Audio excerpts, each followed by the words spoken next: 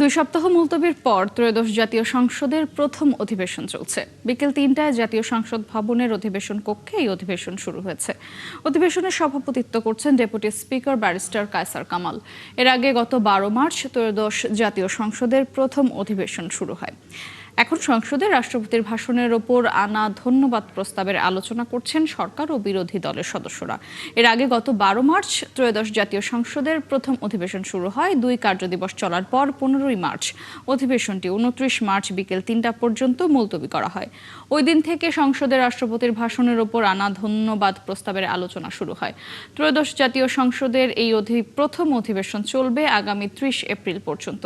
সরকারি ছুটির দিন ছাড়া প্রতিদিন বিকেল 3টায় অধিবেশনের বৈঠক বসবে।